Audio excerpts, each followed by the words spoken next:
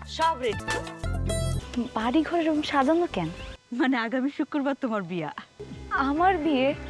এত বড় একটা সিদ্ধান্ত তোমরা নিলা, আমার মতামত নেওয়ার প্রয়োজন মনে করলো না? আরে এটা তুই কি কর? তোর আবার কি মতামত? আরে ছোটবেলা থেকে তুই যা কিছু করছস সেটা আমার সিদ্ধান্তে করছস। এই যে বিদেশ গেছস সেটা তো আমারই সিদ্ধান্ত। বিদেশে তো যাওয়ার কথা ছিল ভাইয়ার। ভাইয়া না বিদেশে যাওয়ার সাহসটা করতে পারলো না, তাই বলে তোমাকে স্বপ্ন পূরণের জন্য আমি বিদেশ গেলাম। তাই বলে বিয়ের মতো এত বড় একটা সিদ্ধান্ত আমারে না জানায় নিয়ে নিবা?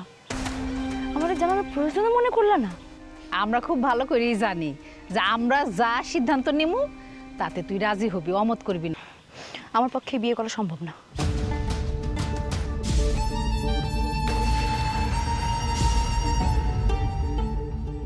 আরে বিয়ের দিন তারিখ ঠিক, কেনাকাটা প্রায় শেষ, এখন তুই এটা কি কথা কইতেছস?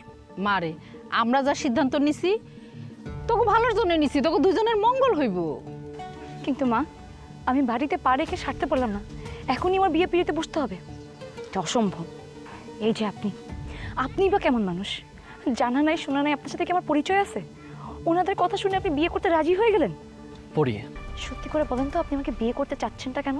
আরে আমি তোমার বিয়ে করতে পারলে বুক ফুলায় গ্রামে কইতে পারো আমার বউ বিদেশ থাকে। বাহ, কি সুন্দর ইচ্ছে আপনার।